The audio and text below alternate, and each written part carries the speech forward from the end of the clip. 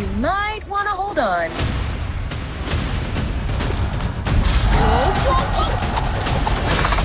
Bring it on, Coco. Nuts.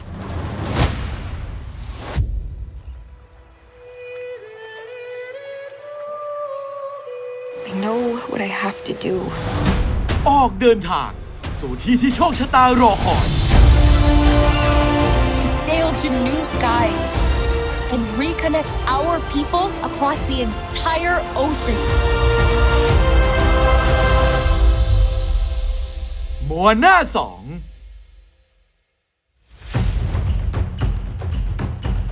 Before Maui stole Te-Fiti's heart, our ancestors wanted to connect our island to all the people of the entire ocean. ค้นพบมนต์เสน่ห์แห่งท้องทะเลโอเชียเนียอีกครั้งในภาพยนตร์แอนิเมชันฟอร์มยักษ์จาก Walt Disney Animation Studios ตอบรับเสียงเรียกร้องจากแฟนๆ ที่รอคอยกันมานานกว่า 8 ปี พร้อมพาทุกคนออกผจญภัยฝ่ามรสุมทะเลอันไกลโพ้นกับเจ้าหญิงนักสัญจรแห่งท้องทะเลมัวนา I am Moana of Motunui. This is my canoe, and you will journey to different. And she's back. ผลงานแอนิเมชันเรื่องเยี่ยมจากปี 2016 ที่ได้รับแรงบันดาลใจจากตำนานของผู้คนในหมู่เกาะโพลินีเซีย เรื่องราวของมัวนาสาวน้อยแห่งหมู่เกาะโมทูนุยดินแดนที่ผู้คนต่างใช้ชีวิตวนเวียนอยู่ในเกาะไม่เคยออกไปไหนเลยไกลพ้นเขตปะการัง No one goes beyond the reef. I am a girl who loves my island. I'm the girl who loves the sea. It calls me. แต่โชคชะตาได้ลิขิตให้สาวน้อยคนหนึ่งเติบโตอย่างมีฝันและหวังว่าจะได้ออกเดินทางสู่โลกที่กว้างไกล See the line where the sky meets the sea. It calls me. มัวนาได้ยินเสียงเพรียกจากท้องทะเลผลักดันให้เธอต้องออกเดินทางสู่การผจญภัยเพื่อค้นหาตัวตนและพลังที่ซ่อนอยู่ข้างใน It's seeing where you're going in your mind, knowing where you are by knowing where you've been.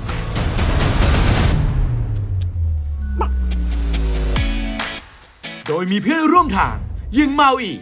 มนุษย์เครื่องเทพสุดหาที่คอยสร้างรอยยิ้มและให้พลังอันแรงกล้าแก่เธอ Then save the world. Deal? Deal.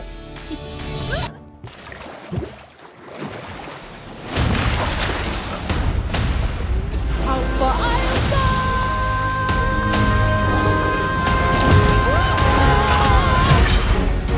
รายได้ทั่วโลกก็687 ล้านเหรียญตอกย้ำกระแสโมนาฟีเวอร์ตัวแทนของเจ้าหญิงดิสนีย์รุ่นใหม่ที่สร้างแรงบันดาลใจแก่ผู้คนทุกเพศทุกวัยที่ต่างเชื่อว่าชีวิตของเรามีการผจญภัยอันยิ่งใหญ่รอคอยอยู่ในดินแดนที่ไกลออกไป Moana of Motunui,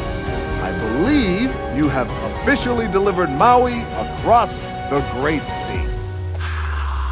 Moana, Moana, Moana, you're so amazing. มัวนากลายเป็นหนึ่งในแอนิเมชันเรือธงของวอลต์ดิสนีย์ครองสถิติยอดสตรีมมิ่งสูงที่สุดบนสตรีมมิ่ง Disney Plus ยาวนานตั้งแต่ปี 2019 ลากยาวจนถึงปัจจุบันโดยยอดชมกว่า 80 ล้านนาทีเทียบเท่ากับการดูหนังเรื่องนี้กว่า 748 ล้านครั้ง I am Moana. ความสำเร็จเบอร์นี้เลยไม่ใช่เรื่องแปลกที่ดิสนีย์จะเลือกใช้เวลานานหลายปีในการปลูกปั้นหนังภาคต่อให้ออกมายิ่งใหญ่สมการรอคอย You were gone forever. It was 3 days. เดวิดเดเร็กจูเนียร์หนึ่งในผู้ร่วมสร้างสรรค์เรื่องราวของหนังภาคแรกในฐานะ Story Artist อยู่เบื้องหลังการพัฒนาหลากผลงานเรื่องเยี่ยมทั้ง Raya and the Last Dragon และ Encanto ก้าวขึ้นมารับตำแหน่งเป็นผู้กำกับภาพยนตร์เป็นครั้งแรกพร้อมผลักดัน2นักทำหนังรุ่นใหม่อย่างเจสันแฮนและดาน่าเรดูมิลเลอร์ในฐานะผู้กำกับร่วมสร้างสรรค์การผจญภัยเหนือจินตนาการจากบทภาพยนตร์ของจาเร็ดบุชผู้เขียนบทซูโทเปียและเอ็นคันโต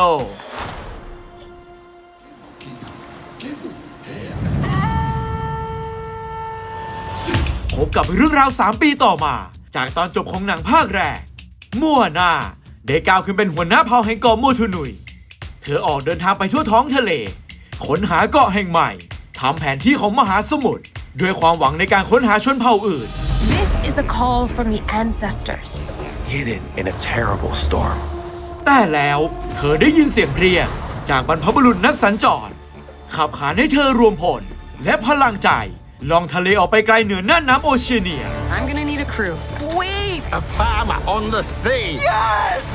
I'm going with Moana You wanted to come this time. เผชิญหน้ากับอันตรายต่างๆกับที่สุดแห่งการผจญภัยที่เธอไม่เคยพบเจอที่ไหนมาก่อน Maui? Oh! Boat snack upgrade. Bacon and eggs? มัวหน้า2จะเป็นการสำรวจความเชื่อของเจ้าหญิงนักสัญจรผู้เชื่อว่ามหาสมุทรได้เชื่อมเราเข้าด้วยกันแต่คำถามก็คือเชื่อมกับใครในเมื่อชาวโมทูนุยไม่ได้พบกับใครอื่นมานานหลายชั่วอายุคนแล้วผู้คนอื่นๆอยู่ไหนและทำไมพวกเธอถึงไม่เคยเจอใครมาก่อน It's an ancient island cursed by a power-hungry god. คำตอบนั้นเองอาจซุกซ่อนอยู่ในเกาะโบราณต้องคำสาปที่ถูกปกคลุมด้วยพยันตรายสุดอย่างคาดดินแดนของมาทังกิวายร้ายปริศนาผู้จะมาท้าทายทุกความเชื่อของมัวนา You will be destroyed, and your wayfinder too. Well, now I kind of miss the lava monster. Moana is back. นักแสดงสาวเสียงสวยอาลีคาวาโลยังคงกลับมาให้เสียงภาพเป็นมัวนา Maui and Moana together again. ขบเคี้ยวความป่วนรวมกับซูเปอร์สตาร์ขวัญใจมหาชนเดเวนจอห์นสันในบทมนุษย์ครึ่งเทพจอมแปลงกายมาวี I believe in you, but no one else does. What? I was being nice. Ow! แน่นอนว่าทีเด็ดของคู่นี้ไม่ได้มีดีแค่เสียงภาคเสน่ห์ล้นแต่ทั้งคู่ยังมาพร้อมกับบทเพลงใหม่ให้ได้วาดลุ้นลายกันอีกหน Finally, we're back to who we're meant to be. เสียงภาคไทยก็ไม่น้อยหน้าเพราะยังคงได้ไมราศิลปินสาวดีกรีไทยแลนด์ก็ทาเลนต์และยังเคยโกอินเตอร์ไปเล่นละครเวทีบรอดเวย์กลับมาให้เสียงภาคเป็นมัวหน้าอีกครั้ง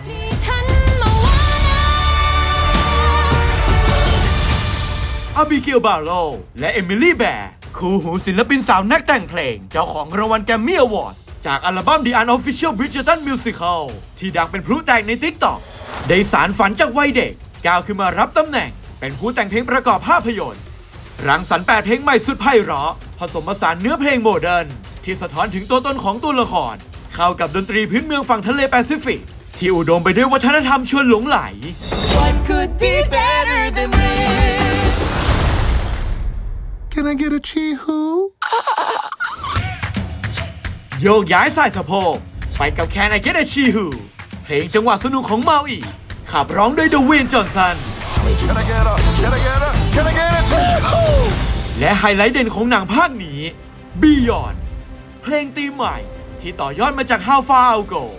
สะท้อนถึงการเดินทางสู่อีกขั้นที่เหนือกว่าของมัวนา We'll face crazy monsters, angry gods, and Giant hawk! racing toward the This is bigger than the ancestors. Bigger than us. The entire ocean is counting on us. What lies beyond? มัวหน้า2 4 ธันวาคมในโรงภาพยนตร์เปิดรอบพิเศษให้สนุกก่อนใคร 28 พฤศจิกายน ถึง 3 ธันวาคม รอบบ่าย 2 เป็นต้นไป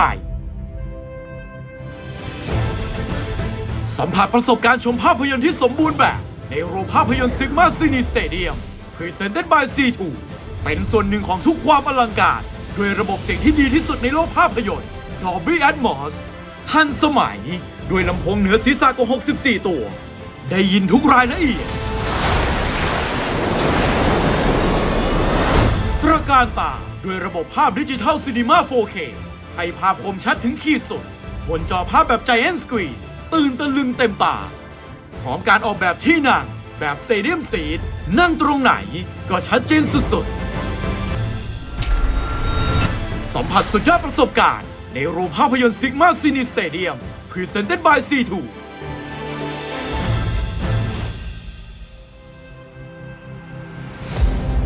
ก่อนจากกันไปบอกพวกเราหน่อยครับว่าคุณคาดหวังอะไรจากหนังภาคใหม่ถ้าคุณรักดิสนีย์ก็อย่าลืมกดซับกดแชร์กดไลค์และกดปุ่มแจ้งเตือนเอาไว้เพื่อไม่พลาดหลากคอนเทนต์สุดเอ็กซ์คลูซีฟเจาะลึกถึงหนังหลากหลายกว่าใครที่เดียวที่จอดอ Just Do It พิมพ์จารีตภาษาอังกฤษส่วนดูภาษาไทย